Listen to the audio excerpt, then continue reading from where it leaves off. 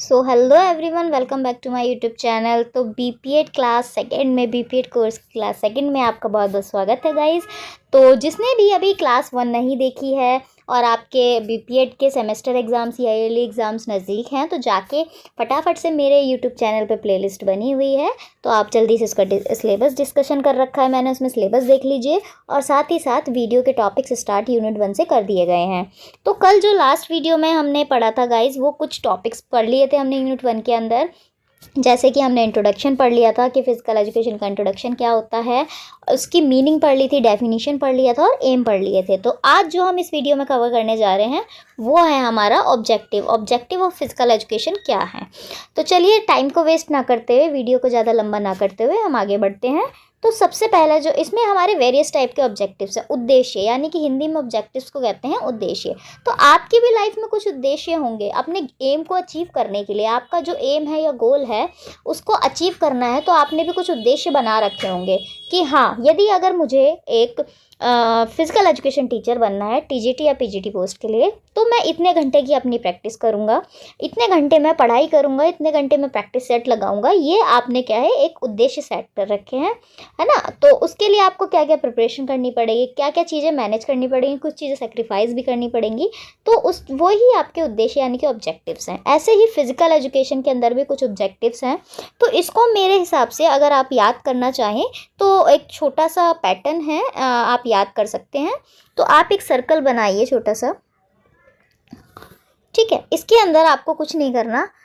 6 object, mainly हमारे 5 हैं, हम इसमें 5 दे रखे हैं तो हम 5 ही पढ़ेंगे, 2, 3, 4 एंड 5, ठीक है। तो 5 जो हमारे ऑब्जेक्टिव्स है, सबसे पहला आपको क्या याद रखना है, PMSEM, ठीक है। तो ये है आपका PMSEM आपको याद रखना है, PMSEM। P मतलब फिजिकल, M मतलब मेंटल, S मतलब सोशल, E मतलब इमोशनल एंड M मतलब मोरल। तो अब ये क्या चीज़ें, चलिए हम पढ़ते हैं। तो सबसे पहले आप देखिए इसमें P फॉर फिजिकल डेवलपमेंट। तो जो फिजिकल एजुकेशन का ऑब्जेक्टिव है, मेन ऑब्जेक्टिव हुआ फिजिकल डेवलपमेंट करना। किसी भी इंडिविजुअल के या फिर किसी भी ह्यूमन बॉडी के अंदर फिजिकल डेवलपमेंट करना, किसके, जैसे कि स्ट्रेंथ, हमारी जो ताकत है, एंडोरेंस, हमारा जो, जिसको आप स्टैमिना बोलते हैं, बट अभी स्टैमिना वर्ड यूज़ नहीं किया जाता, एंडोरेंस वर्ड यूज़ किया जाता है। एंडोरेंस यानी कि जो आप जब आप ज़्यादा भागते हैं तो आपके अंदर कितनी सहन शक्ति है, वो एंडोरेंस। फ्लेक्सिबिलिटी यानी कि आपका लचीलापन। फिर जो आपका कोऑर्डिनेशन यानी कि कोऑर्डिनेट किस तरीके से आपकी बॉडी कर रही है। तो इन सब के ऊपर जो डेवलपमेंट है वो फिज़िकल डेवलपमेंट, इन सब का जो मीनिंग है वो सब फिज़िकल डेवलपमेंट के अंदर हम कवर कर लेते हैं। तो आपको समझ आएगा कि फिजिकल डेवलपमेंट के अंदर हम क्या क्या चीज़ें पढ़ते हैं। सबसे पहले आपकी स्ट्रेंथ डेवलप होती है, एंड्योरेंस डेवलप होता है, फ्लेक्सिबिलिटी डेवलप होती है, कोऑर्डिनेशन एबिलिटी डेवलप होती है। तो ये फिजिकल एजुकेशन के जो है डेवलपमेंट है। फिर जो नेक्स्ट है आपका मेंटली डेवलपमेंट, मानसिक यानी कि मेंटली यानी कि मानसिक, फिजिकल यानी कि शारीरिक, ठीक है। तो ये आपका शारीरिक हो गया। अब जो नेक्स्ट है आपका मेंटल यानी कि मानसिक डेवलपमेंट, इसमें हमारा माइंड से रिलेटेड चीज़ें हैं। तो इन्हांसिंग कंसंट्रेशन पावर, यानी कि जो आपकी कंसंट्रेशन पावर है उसको इन्हांस करता है, बढ़ाता है। और जो आपकी डिसीजन मेकिंग एबिलिटी होती है, डिसीजन लेने की, यानी कि आपको कोई भी सिचुएशन दे दी गई, आपको बोल दिया गया अब इसमें राइट और रॉन्ग बताओ, तो आपकी जो डिसीजन में, कुछ लोग होते हैं वो कहते हैं हमें 2 दिन का टाइम दे दो, कुछ लोग होते हैं जो क्विक डिसीजन ले लेते हैं, तो उनकी डिसीजन मेकिंग एबिलिटी जो होती है वो बहुत फास्ट होती है। तो मेंटल डेवलपमेंट के अंदर डिसीजन मेकिंग एबिलिटी का भी बहुत इंपॉर्टेंट रोल है। उसके साथ साथ कॉन्फिडेंस, जो हमारा कॉन्फिडेंस लेवल होता है उसको भी बूस्ट करने में फिजिकल एजुकेशन हेल्प करता है। तीसरा जो है वो है सोशली यानी कि सामाजिक डेवलपमेंट यानी कि सोशल डेवलपमेंट। इसमें क्या है, हम लर्निंग टीम वर्क। सबसे पहले हम क्या चीज़ सीखते हैं, टीम वर्क में काम कैसे करना है, ये चीज़ें हमें फिजिकल एजुकेशन के अंदर सिखाई जाती है। फिर आता कोऑपरेट, किसी भी चीज़ को लेके अगर हम मान लीजिए एक टीम के लीडर हैं, उसमें आपको कोऑपरेट भी करना पड़ता है। ज़रूरी नहीं है कि आपके टीममेट सारे ही टीममेट बहुत अच्छे हों, कुछ ऐसे होते हैं आलसी हो गए, कामचोर हो गए, लेकिन आपको कोऑपरेट करना पड़ेगा। आप लड़ाई झगड़ा तो करेंगे नहीं उसके साथ, तो आपको उसके साथ रहकर कोऑपरेट करना पड़ेगा। फिर तीसरा जो है इसमें लीडरशिप है कि आपके अंदर आपको लीडर चूज़ किया जाए तो क्यों किया जाए, आपको लीडर बनाया गया तो क्यों बनाया गया। लीडरशिप क्वालिटीज़ का भी होना बहुत ज़्यादा क्या है, इंपॉर्टेंट होता है। सबसे मेन चीज़ होती है रिस्पेक्ट फॉर रूल्स। आपके सोशल डेवलपमेंट में आपको रूल्स के जो रिस्पेक्ट हैं उसको भी सिखाया जाता है कि जितने भी रूल्स बने हुए हैं उसकी रिस्पेक्ट करना भी आपको सीखना है। जैसे कि गेम्स एंड स्पोर्ट्स को ले लो कि आप किसी स्पोर्ट्स के प्लेयर हैं, मान लीजिए कॉम्बेटिव गेम्स को ले लेते हैं, सबसे ये वो मतलब डेंजरस गेम माने जाते हैं कॉम्बेटिव। तो जैसे मेरा भी कॉम्बेटिव गेम है, मैं खुद कराटे से ही हूँ, कराटे मेरा गेम है। तो उसमें क्या होता है कि जब आप दो लोग इंडिविजुअल फाइट कर रहे होते हैं तो गुस्सा किसी को हर किसी को आता है, ऐसा तो है नहीं आता। सामने वाला इग्नोरेंस में अटैक कर देता है या जानबूझ के अटैक कर देता है, गलत जगह अटैक करता है इंसल्ट करने के लिए, उसकी इंटेंशन क्या है वो हमें नहीं पता। लेकिन रूल्स को जो रिस्पेक्ट देनी है वो हमारे ऊपर डिपेंड करता है। तो फिज़िकल एजुकेशन हमारे रूल्स की रिस्पेक्ट करना भी सिखाता है, हमें रूल्स के खिलाफ नहीं जाना चाहिए। या फिर बेसिक एग्जांपल ले लो, जो रूल्स बने हुए हैं सोशली चीज़ों के, जैसे आपको हेलमेट पहन के बाहर निकलना है, ट्रैफिक सिग्नल्स को नहीं तोड़ना है, तो ये सब रूल्स की रिस्पेक्ट को भी सिखाता है, सोशल डेवलपमेंट के अंदर आता है, याद रखेंगे। फिर जो आपका नेक्स्ट आ जाता है इमोशनली डेवलपमेंट। इमोशनल डेवलपमेंट के अंदर क्या आता है, जो लोग खुद पे कंट्रोल नहीं कर पाते, यानी कि सेल्फ कंट्रोल खो देते हैं, खुद का आपा जिसे कहते हैं ना, हम खुद का आपा खो देना।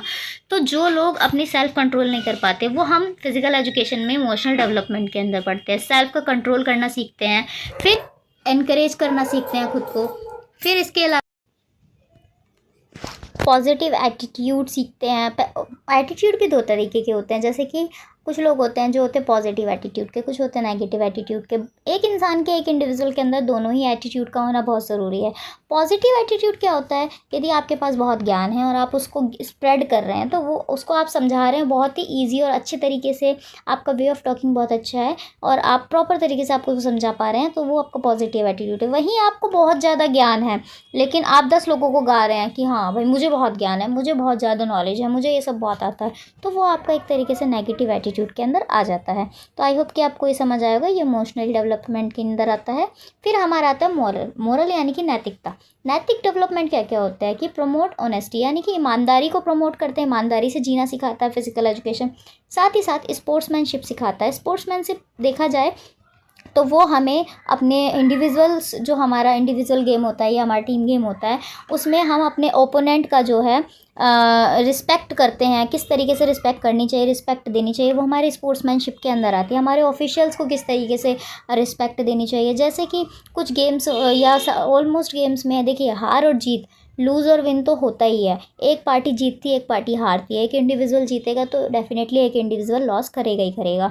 तो ज़रूरी तो नहीं कि दोनों जीत जाएं या दोनों ही लॉस कर जाएं, तो इसमें से एक ना एक को जीतना हारना होता है। लेकिन जो जीतने और हारने के बाद जो आपका फाइनल रिजल्ट आता है, उसके बाद आप किस तरीके का बिहेव करते हैं, ठीक है, वो आपका जो है स्पोर्ट्समैनशिप के अंदर आता है। कुछ लोग क्या करते हैं, वो तोड़ा फोड़ी मचाने लगते हैं, डिस्ट्रॉय कर देते हैं, चीज़ों को ख़राब कर देते हैं एकदम, रेफरीज को गाली दे देते हैं, है ना।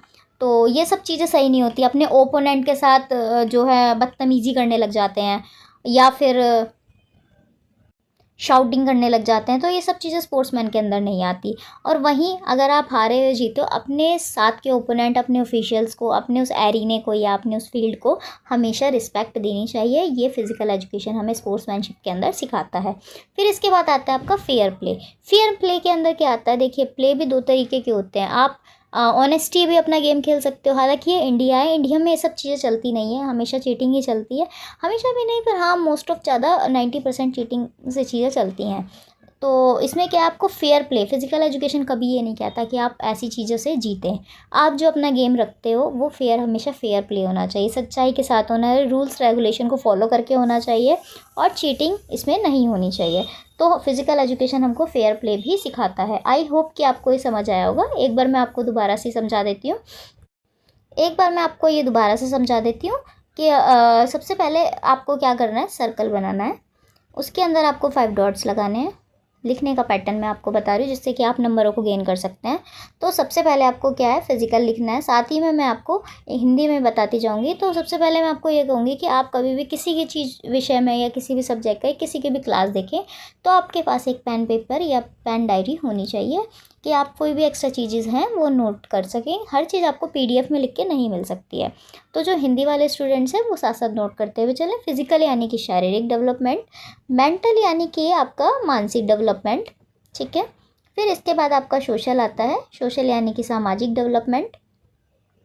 फिर इसके बाद आपका आता है इमोशनली डेवलपमेंट, इमोशनली यानी कि आपका इमोशन से रिलेटेड होता है। फिर आपका मॉरल यानी कि आपका नैतिकता से रिलेटेड जितनी भी चीज़ें हैं वो आप इसके अंदर डेवलपमेंट में पढ़ते हैं।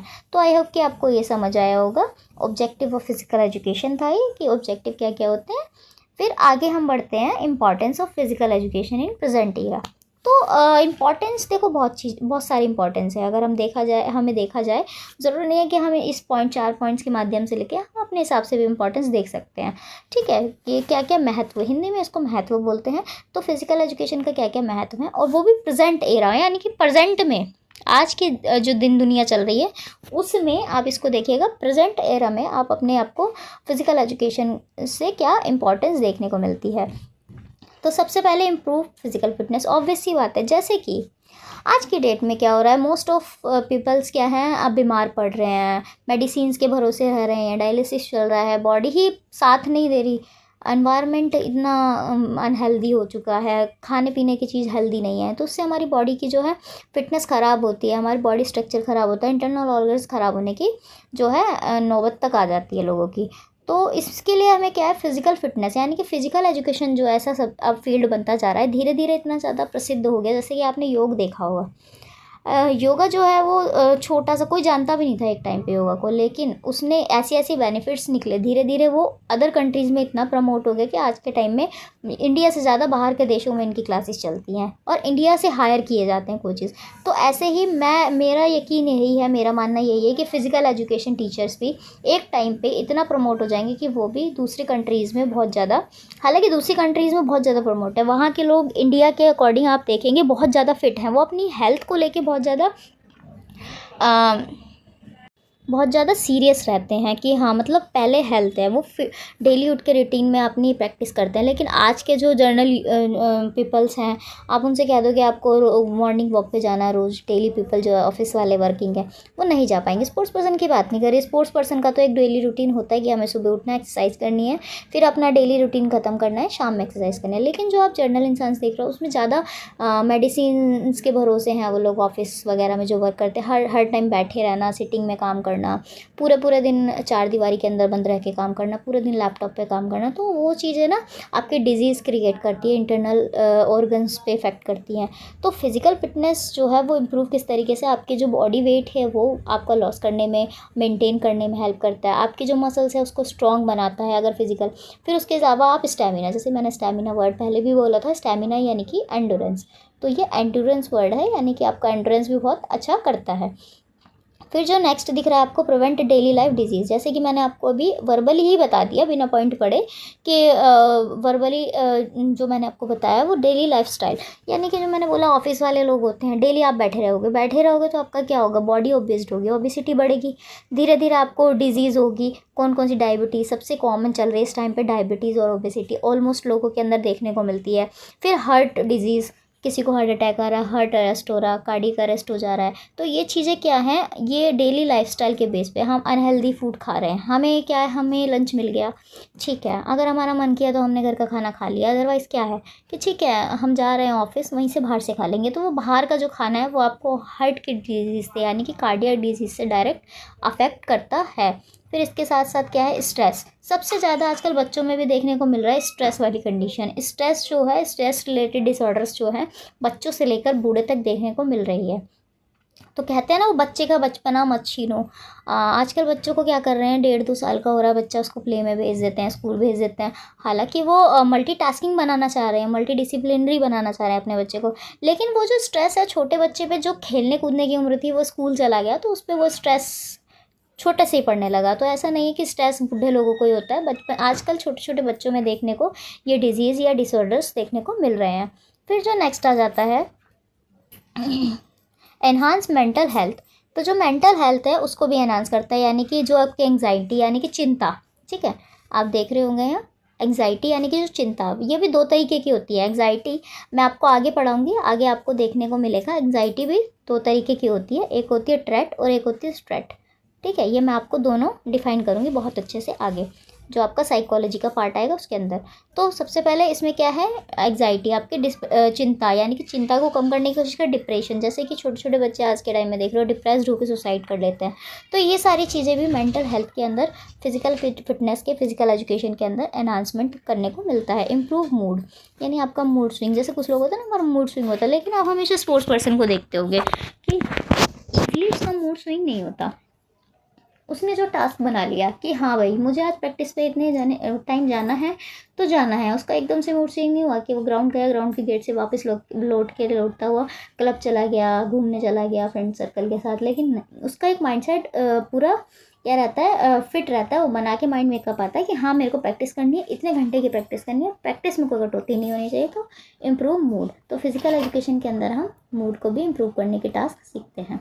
फिर आगे बढ़ जाते हैं स्किल डेवलपमेंट। जैसे कि मैंने आपको बताया बहुत सारी स्किल्स होती है जिसको हमें डेवलप करने को, सीखने को मिलता है। जैसे कि टीम वर्क में काम करना, हम एक टीम में रह रहे हैं, या आप ही एक फिजिकल एजुकेशन टीचर हैं। जैसे आप में से कुछ स्टूडेंट हैं जो स्कूल में टीचिंग कर रहे होंगे इस टाइम। तो जब आप एक टीम वर्क करते हो, यानी कि जब आप किसी टीम को लेकर जा रहे हो, तो आप एक लीडरशिप क्वालिटी को निभा रहे हो, है ना। तो उसको भी प्रमोट करना, उसको किस तरीके से कोऑर्डिनेट करना वो सिखाता है, कोऑपरेशन सिखाता है, लीडरशिप क्वालिटी सिखाता है, जो कि मैं आपको ऑलरेडी पहले सिखा चुकी हूँ। मैंने बोला ना ये सारी चीज़ें आपस में इंटरकनेक्ट हैं, इंटरलिंक हैं। अगर आप चाहें तो एक बार अच्छे से समझ लें तो आप किसी भी टॉपिक में आराम से लिख सकते हो कि ऑब्जेक्टिव क्या है, मेन एरा में क्या है। खुद पे लेके सीखो ना कि आज के जनरेशन में चल क्या रहा है, लोगों की लाइफ में क्या चल रहा है। तो वही चीज़ें यहाँ लिखने की है, कुछ एक्स्ट्रा ऐसा कुछ पढ़ने का है नहीं। फिर उसके अलावा आपका डिसिप्लिन बिल्ड करने के लिए आ जाता है कि डिसिप्लिन में रहना सिखाता है हमारा फिजिकल एजुकेशन। उसके अलावा डेडिकेशन सिखाता है टीचिंग करने के लिए, या टीचर्स को या स्पोर्ट्स पर्सन को डेडिकेशन देता है, डेडिकेट करता है किसी चीज़ को करने के लिए, है ना। फिर मैनेजमेंट को संभालना सिखाता है। उसके अलावा प्रमोट करता है एक्टिव लाइफस्टाइल को, जो कि मैंने आपको पहले ही बता दिया। और फिर इसके साथ ही साथ आपका करियर की अपॉर्चुनिटीज़ भी आपको प्रोवाइड करता है, जैसे कि coaching, fitness training, sports management and teaching. तो ये तो आपको सिंपल सी चीज़ पता है कि फिजिकल एजुकेशन, आप भी खुद ही फिजिकल एजुकेशन का एक कोर्स कर रहे हैं, तो वो किस किस की चीज़ के लिए हेल्प कर रहा है ये तो आपको वर्बली ही पता हो। तो यही चीज़ें हम इसके अंदर भी लिख सकते हैं। तो आई होप कि आपको इसके अंदर समझ आ गया होगा कि आपको ऑब्जेक्टिव्स में क्या लिखना है, क्या क्या डिफरेंस है, और इम्पोर्टेंस में क्या क्या चीज़ें आपको लिख कर चलनी है। तो आई होप कि आपको बहुत अच्छे से ये समझ आ गया होगा। अगर आपको वीडियो पसंद आ रही है और इसको कंटिन्यू करना चाहते हैं तो एक लाइक शेयर सब्सक्राइब आप मेरे चैनल को कर सकते हैं, जिससे कि मेरे को भी हौसला मिलेगा आगे वीडियोस को कंटिन्यू करने का। और साथ ही साथ जो भी स्टूडेंट्स हैं जो इधर उधर भटक रहे हैं, एक्चुअल में है क्या ना, सब चीज़ का आपको यूट्यूब पर मिल जाएगा, लेकिन जो आपका BPED MPED का सिलेबस है वो आपको टॉपिक वाइज, यूनिट वाइज, बिल्कुल एक एक टॉपिक के बारे में कोई भी आपको इतना ब्रीफली नहीं समझा के देगा। तो हम जब पढ़ते थे उस टाइम पे हम भी बहुत सर्च करते थे कि ईजी टू मेथड मिल जाए हमें, पर ईजी मेथड हर चीज़ में शॉर्टकट नहीं यूज़ होता है। बट हाँ, आज के टाइम में बहुत ज़्यादा पॉपुलर है ये चीज़ें, सोशल मीडिया।